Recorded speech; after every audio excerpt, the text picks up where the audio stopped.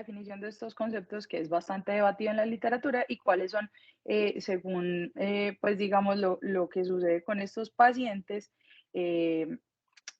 cuáles son las implicaciones en su manejo. Entonces, como objetivos que me tracé para esta charla fue entender pues, la biomecánica y cuáles eran las implicaciones asociadas a una pseudoparálisis y a una pseudoparesia, definir cuál es el concepto por lo menos más sistemático en la literatura y cuáles son esas diferencias que hoy en día varios autores pues, señalan entre estas dos entidades y conocer, según la definición clínica, sobre todo de estos pacientes, cuáles son las estrategias diagnósticas y terapéuticas descritas pues, como para cada una de estas condiciones. Entonces, a modo de introducción, los desgarros masivos del manguito rotador, pues, digamos que no son tan infrecuentes. Está reportado que del 10 al 40% de los casos de lesiones del manguito pueden asociarse a desgarros masivos. Inicialmente, la definición de desgarro masivo estaba descrito como cuando tuvieran más de 5 centímetros pues, de esa lesión, pero digamos que la definición más aceptada fue la que dio el doctor Gerber en el 2000, que era cuando hubiera una desinserción completa de 2 o más de los tendones del manguito. Pero más adelante, pues digamos que hemos venido entendiendo un poco mejor la biomecánica en el hombro, asociando otras definiciones como pues más hacia los pares o el grupo de tendones que se encuentren involucrados en las lesiones masivas del manguito. Pero básicamente la importancia en la cual radica entender bien estas dos entidades y qué es un desgarro masivo va a ser en esa alteración de la biomecánica que se va a traducir en que cambiará esa centralización activa de la cabeza humeral y que digamos que clínicamente cuando nuestros pacientes tienen unos desgarros masivos en el manguito, pues a 4 años, si no tenemos ninguna intervención, se van a convertir en irreparables porque no necesariamente todo desgarro masivo es irreparable pues en el momento inicial.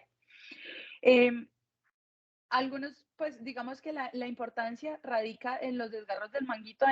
en que queremos saber cuánta pérdida tiene nuestro paciente de ese movimiento activo. Entonces aquí, pues digamos que aparecen estas dos definiciones de pseudoparálisis y pseudoparesia que han sido bastante inconsistentes, por lo menos a través del tiempo de varios autores, dependiendo del grado, pues de alteración del movimiento activo, dependiendo si es crónico, traumático o cuáles son las pérdidas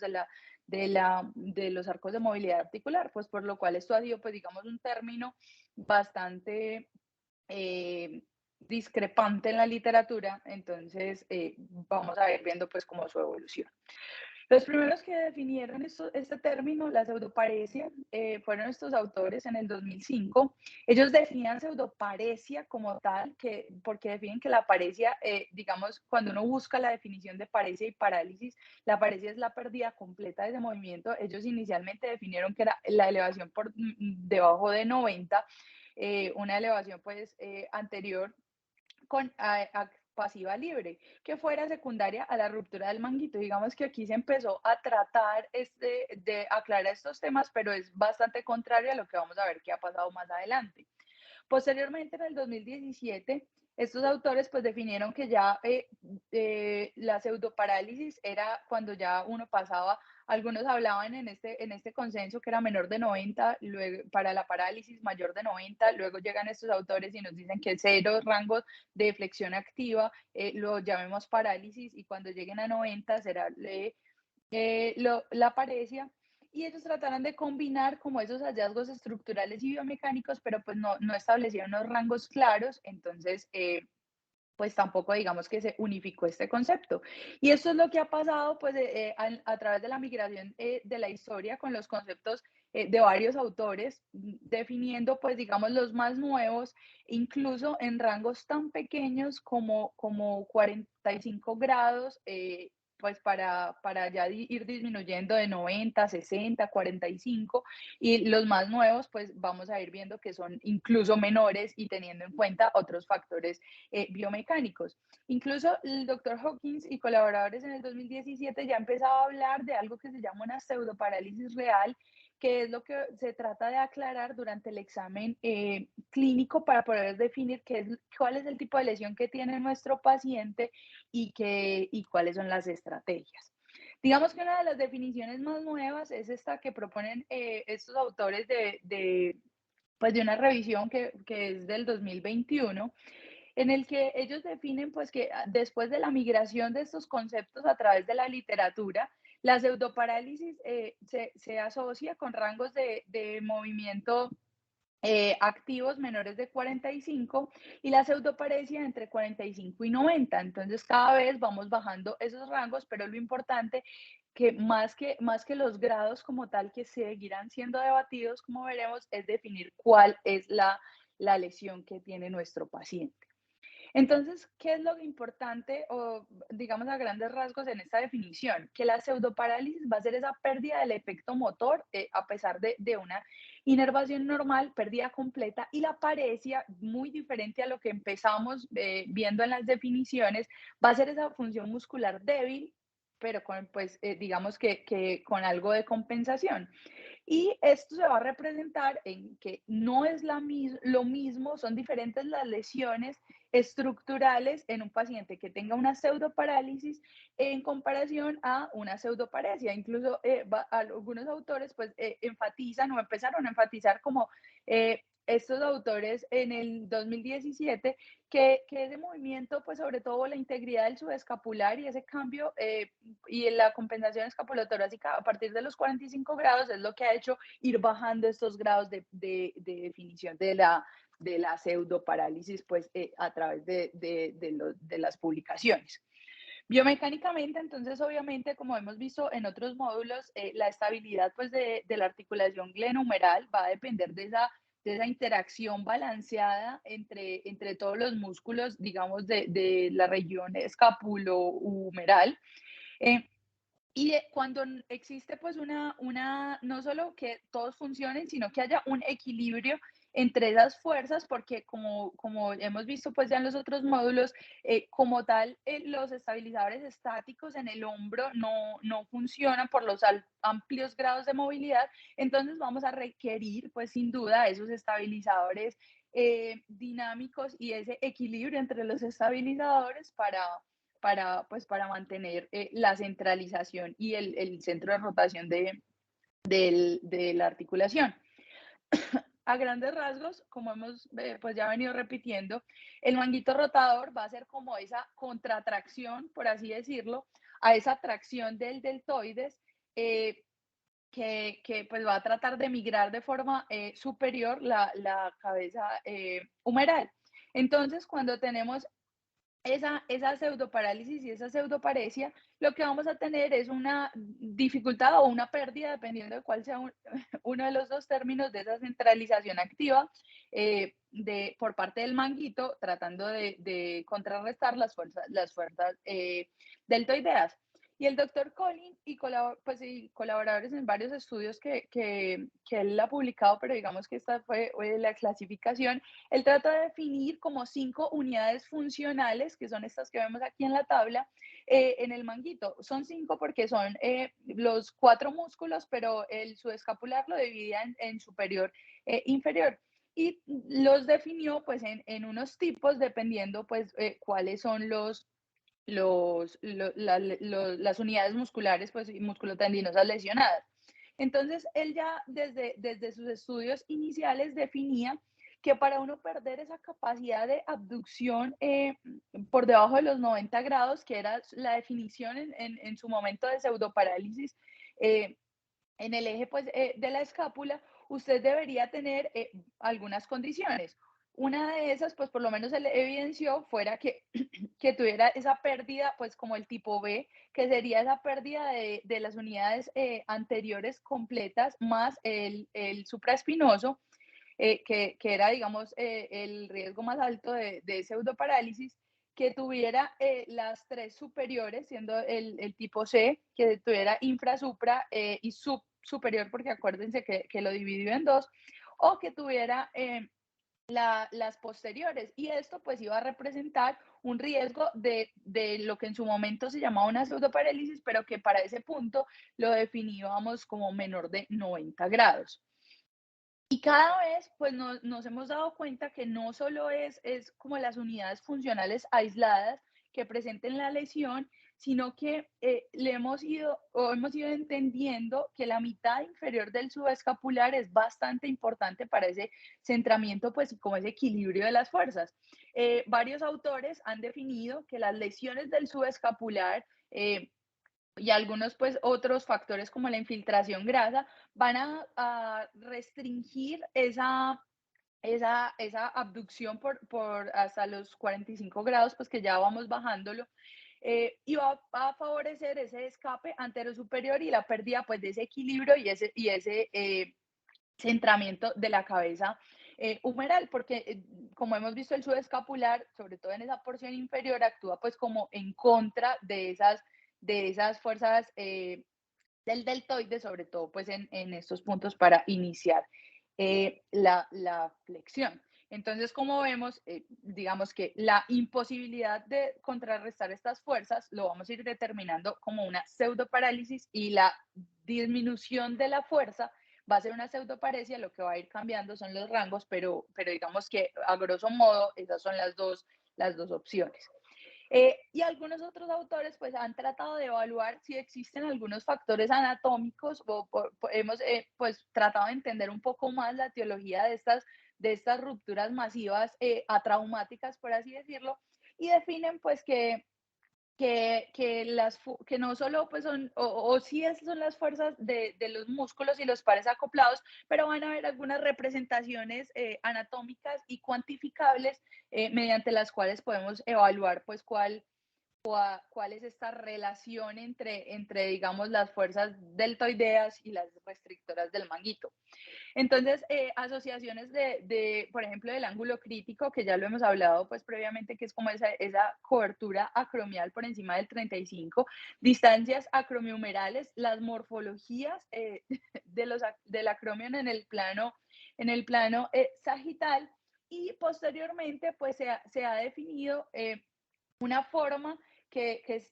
de hacerlo más objetivamente, que se llama el momento abductor del hombro, que lo que ha tratado de hacer pues es con dos esferas concéntricas, digamos esa diferencia entre los radios de estas dos esferas que van a representar el centro de rotación, la primera siendo sobre la cabeza humeral, que es lo que se habla de como numerador. Entonces sería la primera, que es el centro como tal de la cabeza, que serían las fuerzas estabilizadoras del manguito, y la segunda, que sería como las fuerzas en las cuales ejerce las desestabiliza el deltoides, y sería el círculo pues más hacia afuera en la región que comprende pues el acromion. Y eso va a ser pues esa relación entre los dos radios, y que cuando uno tiene esa relación por debajo de 0.77, pues según los autores que lo describieron, el riesgo de una pseudoparálisis, que ellos en ese momento pues lo tenían por debajo de 60 grados, va a ser 11 veces mayor. Entonces aquí vemos que, digamos, el cambio entre estas dos definiciones va a ser la posibilidad de que el paciente tenga ese centramiento de la cabeza humeral versus que le ganen las fuerzas deltoideas. Y más en la literatura un poco más nueva, a pesar de que el redondo menor era, pues digamos, un componente menos estudiado y es bastante rara, o por lo menos descrita en la literatura, la atrofia de la infiltración, inicialmente con los impactos en la prótesis reversa de estos autores en el 2020, y ya después hemos empezado a encontrar que de pronto el redondo menor puede tener una asociación en la pseudoparálisis y en la pseudoparesia en las lesiones masivas. Entonces, algunos autores un poco más recientes definen que de pronto este podría ser pues como el jugador clave, incluso lo muestran así en ese control postero inferior de la migración. Entonces, además de lograr agrupar en esos pares acoplados y en esas unidades funcionales, el doctor Colli define que para que uno, digamos, evite una pseudoparálisis, usted debe tener al menos una de esas unidades anteriores, cuando tenga desgarros anterosuperiores, una unidad de esas íntegra, una posterior en los desgarros posterosuperiores, acordémonos de cuáles era pues cada uno de los músculos y el sub que lo divide en superior e inferior, o una unidad de las superiores en los desgarros anterosuperiores. Pero básicamente lo que esto,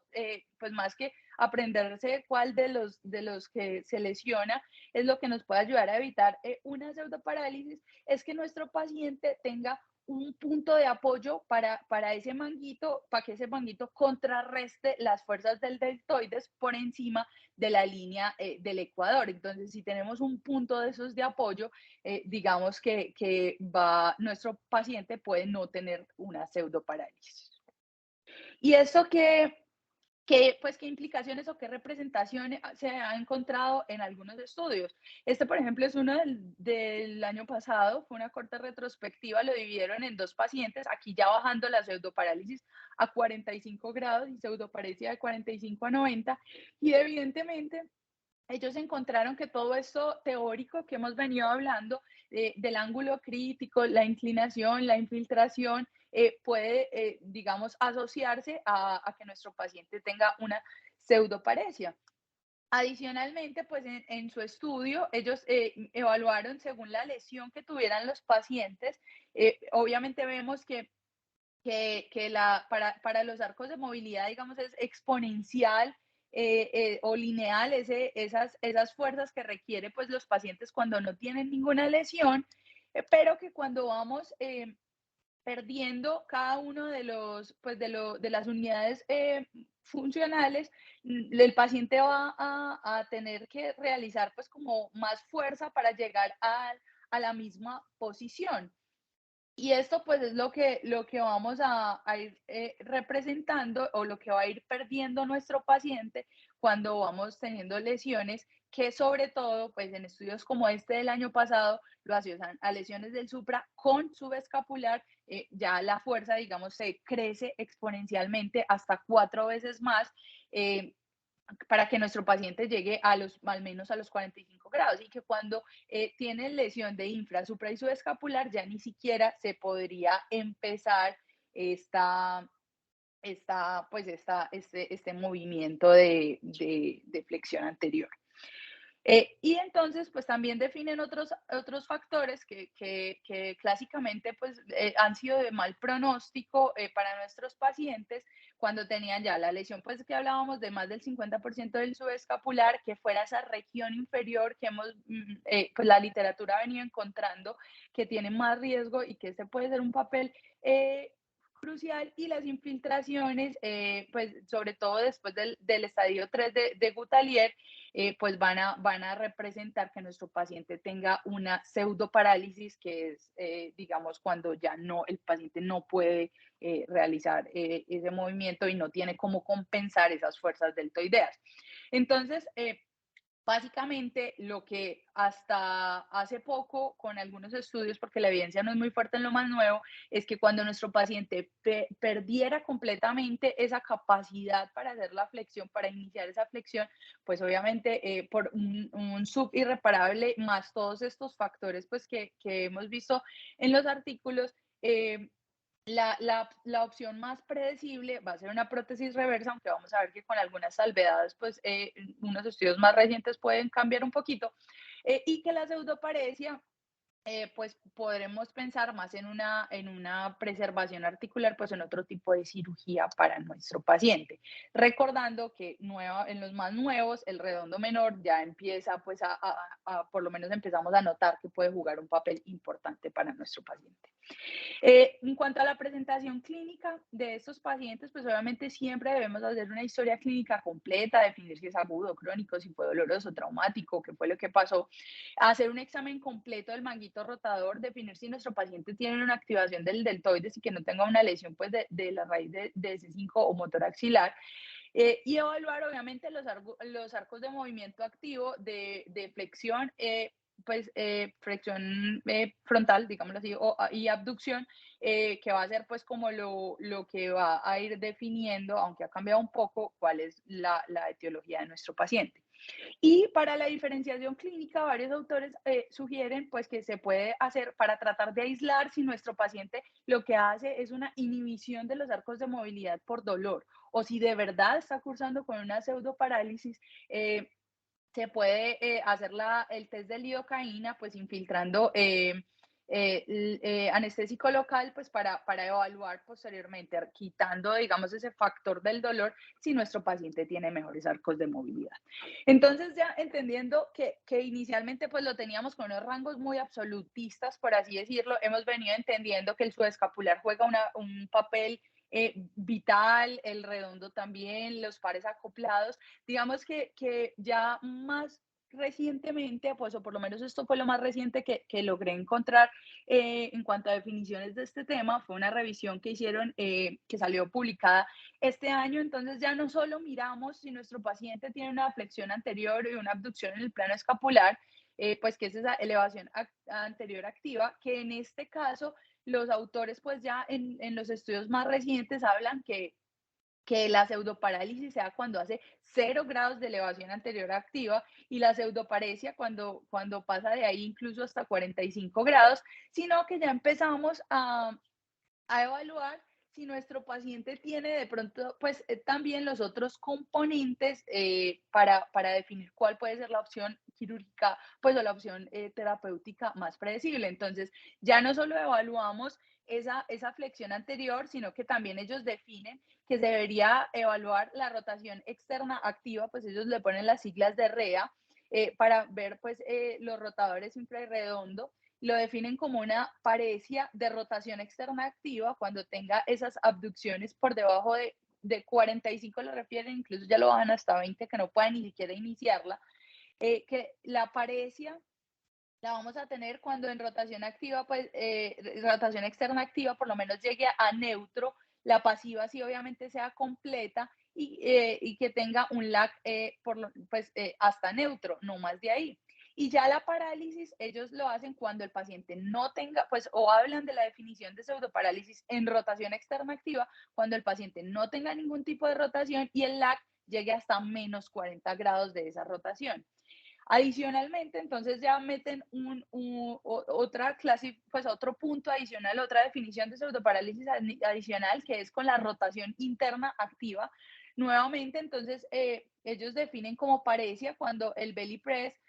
lo haga con una flexión de la muñeca entre 30 y 60 grados y una parálisis ya cuando el belly press el paciente ya haga una flexión de la muñeca de 90 grados. Entonces ya tenemos que no solo es la elevación activa anterior, sino rotación externa, rotación interna. Y finalmente proponen pues o difunden un nuevo subtipo que, que básicamente pues lo definen por algunos estudios del doctor Boileau, que pues dicen que si solo se pierde, para definir si solo se pierde rotación externa o si se asocia a una pérdida de esa elevación anterior. Sobre todo, pues ellos refieren que esto es secundario a unos malos resultados que se dieron en algunos estudios con prótesis reversa cuando los pacientes presentaban estas pseudoparálisis combinadas para la elevación anterior y la rotación externa. Entonces ellos lo definen con estas dos clasificaciones que ellos le ponen pues, las siglas de CLEAR 1 y 2, si nuestro paciente tiene ya una paresia en rotación externa, que acordémonos que paresia era que llegara pues, con rotación externa a neutro, o una parálisis que era cuando el paciente no hiciera nada de rotación externa. Y esto digamos que lo combinan con esa elevación anterior activa. Y básicamente pues lo que se habla en este punto pues de este nuevo subtipo es que nuestro paciente pues aquí ya debería, si fuese candidato solo a una prótesis reversa, lateralizada o si de pronto se beneficiaría de alguna transferencia tendinosa, pues nuevamente enfatizando el papel del subescapular en la estrategia de manejo, pero pues esto, como les digo, es una cosa bastante nueva, que es una clasificación pues que por lo menos no encontré estudios en los cuales pues hicieran pues digamos ya con estos 4 subtipos nuevos. En cuanto a las imágenes diagnósticas que podemos, pues que debemos evaluar en nuestro paciente, obviamente la radiografía simple va a ser el estudio inicial para definir pues centramiento de la cabeza humeral, la distancia acromio-humeral, la morfología del acromio, y ya en el TAC y la resonancia, bueno, y esto pues se va a representar en lo que hemos visto pues en las publicaciones, que es la clasificación de Amada, que es ese progreso de la migración superior de la cabeza por la pérdida de la restricción del manguito, y ya en la tomografía y en la resonancia definir pues si nuestro paciente presenta la infiltración grasa, sobre todo los estadios de Gutalier 3 y 4, ya hemos visto que se asocian a peores eh, digamos, desenlaces en esos lesiones masivas del manguito, y signo de Zanetti, que va a ser pues esa línea que vamos a trazar en el plano sagital cuando encontremos la Y que se forma en la escápula con la coracoides y la espina, y trazamos una línea entre estos dos puntos y definiendo pues el grado de atrofia, si está por debajo o por encima de la línea, nos puede pues hacer pensar en un peor, digamos, pronóstico para estas lesiones en el paciente. Entonces, digamos que ya tratando de reunir un poco todo y lo más nuevo de lo que hemos hablado, eh, la pseudoparálisis, entonces esa elevación activa anterior de 0 grados, algunos hablan que hasta 20, pero cada vez va más bajo. Eh, las clasificaciones de si tiene también restricción para rotación externa, rotación interna, o si tiene combinadas, pues digamos que son lo más nuevo de este año, pero aún no están definidos. Y la pseudoparesia, pues cuando de nuestro paciente tenga de esos grados hacia arriba, pero acordémonos que lo importante es definir cuál es la lesión que tiene nuestro paciente y definir cuáles componentes de esas unidades funcionales tiene nuestro paciente, porque si no tenemos ningún fulcro por encima de la línea ecuatorial, pues digamos que no va a tener un buen resultado para ellos. Entonces, ¿cuáles van a, pues, en los procedimientos reconstructivos?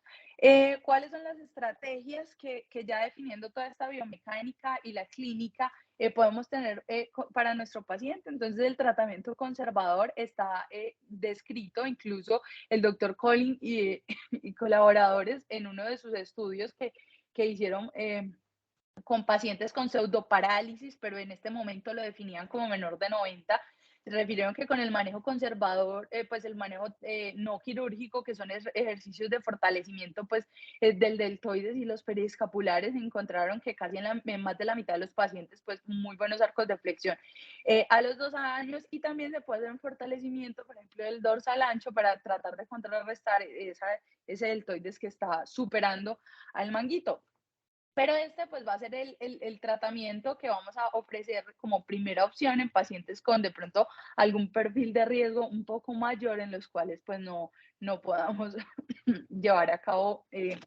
procedimientos adicionales, teniendo la salvedad que esto debe ser supervisado, pues esos son unos esquemas que están descritos para el manejo, no es cualquier terapia, y que se puede acompañar, incluso hablan algunos de infiltración de analgésicos locales o pues de analgésicos mientras se fortalece todos estos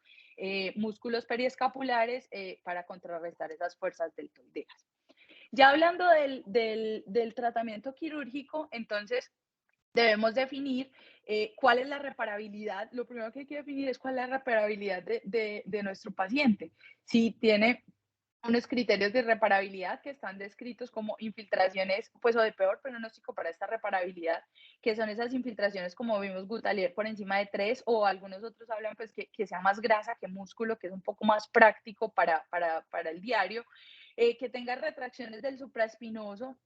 de PATE 3 que ya lleguen hasta la región glenoidea, distancias acromiomerales menores a 7, o cuando ya tengamos en la clasificación radiológica de Amada por encima de 3, que ya tengamos esa migración, o que tengamos lesiones del subescapular y pues del subescapular en la porción inferior, porque acuérdense que esto es como el componente nuevo, que esa porción inferior le hemos dado mayor importancia, o del redondo, pues digamos que no va a ir muy bien nuestro paciente con el manguito. Algunos otros autores también defienden que uno debería pensar en si el manguito es irreparable o no, dependiendo de los factores del paciente, si tiene tabaquismo, diabetes, hipercolesterolemia, algún tipo de ganancia secundaria, pero esto pues no es como tan sistemático en los estudios, pero merece la pena nombrarlo porque también debe llenarnos de razones para saber qué hacer con nuestro paciente. Entonces, sabiendo que si tenemos una pseudoparálisis es que nuestro paciente su manguito no da abasto para contrarrestar el deltoides. Y va a perder esa fuerza pues esa centralización de la cabeza humeral. Y la pseudoparesia es cuando está débil, pero lo tiene y es capaz de mantenerlo por lo menos en esos primeros grados de elevación anterior. Entonces vamos a ir viendo cada una de las opciones terapéuticas. La reparación artroscópica de estos manguitos pues va a depender obviamente de todas estas características y ya miramos si nuestro paciente sí tiene un manguito reparable o no tiene un manguito reparable. Incluso algunos autores hablan de reparación artroscópica en pseudoparálisis, pero hay que tener la salvedad que estos autores en su momento hablaban de pseudoparálisis por encima de 90, no en esos rangos tan bajos de 0 o 20 o 45, que son los más nuevos. Y cuando uno evalúa pues, los estudios que evalúan con pseudoparálisis menor de 90, pues definen que cuando se hizo la reparación artroscópica de esos manguitos que aún tenían posibilidad de repararse, pues mejoraron los arcos de movilidad, las escalas funcionales y la flexión anterior. Pero obviamente tendremos que saber ahora, pues, o por lo menos no encontré reparación artroscópica en pacientes con las definiciones nuevas de pseudoparálisis que mostraran estos resultados. Entonces, digamos que eso lo vamos a mantener para pacientes con pseudoparesia. La reconstrucción capsular superior, pues esto va a ser secundaria con nuestros pacientes con esas lesiones irreparables. En general van a tener discontinuidad de esa cápsula superior, perdiendo nuevamente pues como este restrictor y esa relación entre el manguito y el deltoides y permitiendo esa migración superior de la cabeza y aumentando esos niveles de presión subacromial. Entonces, las reconstrucciones capsulares están descritos con el injerto de tensor de fascia lata, que al menos debe ser de 6 a 8 milímetros, o a modo de reconstrucción con el bíceps del paciente. Algunos autores describen pues que con este procedimiento de la reconstrucción capsular, haciendo como ese contrafuerte para esa migración superior de la cabeza,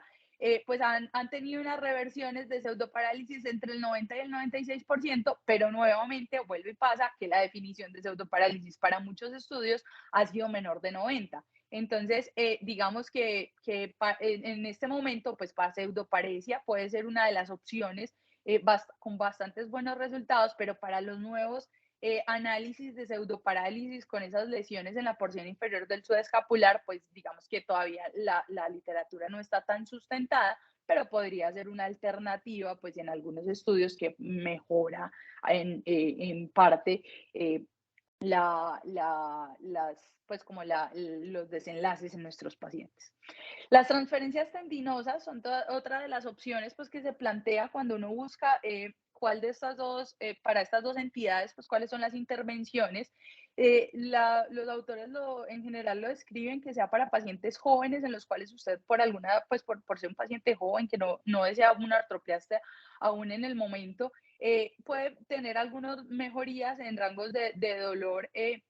y movilidad. Y esto básicamente lo vamos a utilizar es cuando tengamos esas pérdidas irreparables en esos equilibrios de los pares acoplados y queramos transferir un vector que nos funcione como uno de esos pares en nuestro paciente para compensarlo. Pero cuando uno revisa, digamos que están descritas de pectoral, de dorsal y de trapecio, pero cuando uno revisa la definición de pseudoparálisis, por lo menos más nuevas, ya no la de 90, realmente se limita a transferencias del dorsal ancho y del trapecio inferior. La del dorsal ancho fue escrita hace mucho tiempo por el doctor Gerber para esas rupturas posterosuperiores cuando tuviera el subescapular íntegro y básicamente pues lo que hace es transferir ese dorsal y pegarlo en la región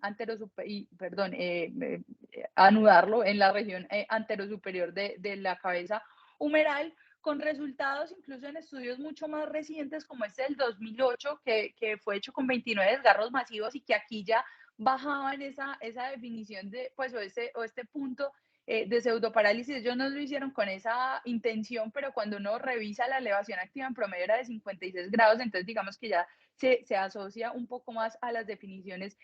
más nuevas en pacientes con una edad promedio por encima de los 60 años. Y encontraron pues que sí presentaban mejorías para la elevación y la rotación externa con diferencias estadísticamente significativas cuando se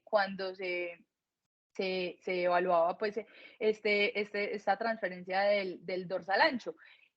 Reportando pues digamos que si uno es juicioso y con los nuevos grados en los cuales se ha tratado de evaluar la pseudoparálisis y la pseudoparesia, ya en 56 diríamos que es un 100% de reversión, pero para pseudoparesias, pero que podría funcionar pues en algunos grados para pseudoparálisis, aunque la mayoría de autores describen que esto no está probado y que esto como digamos, intervención única no tiene ninguna cabida en la pseudoparálisis o en las nuevas definiciones de la pseudoparálisis, sino para nuestros pacientes con pseudoparesia. Y el del trapecio inferior, que es la otra opción, digamos, es un poco más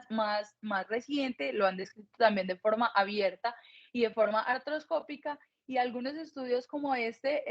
que se presenta acá en el 2020, es nuevo, con un seguimiento a 14 meses, pues ellos hablan que presenta un 90% de mejoría en los desenlaces funcionales, incluso en esos pacientes que tenían una elevación anterior activa por debajo de los 60 grados. Entonces, pues como ya veníamos hablando, para pseudoparesia es una buena opción, para pseudoparálisis aún falta consolidar un poquito más las definiciones para saber si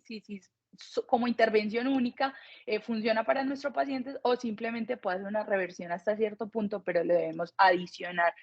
a otro procedimiento. Y ya finalmente, pues la prótesis, en general las prótesis anatómicas no tuvieron muy buenos resultados en pacientes con pseudoparálisis, perdón. La prótesis reversa es la opción más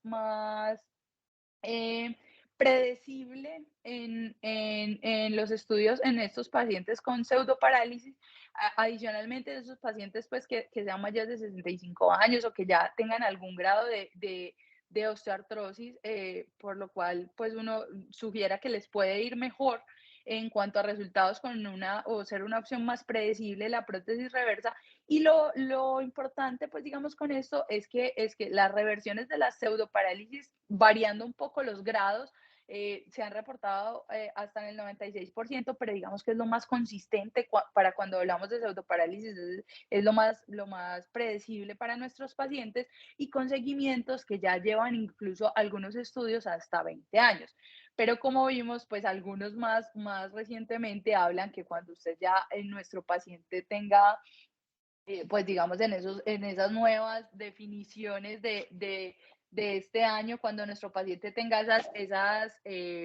combinaciones de pérdida de la elevación anterior más rotación externa, pues algunos hablan que incluso no debería asociarlo a una transferencia tendinosa. Entonces, a modo de conclusiones,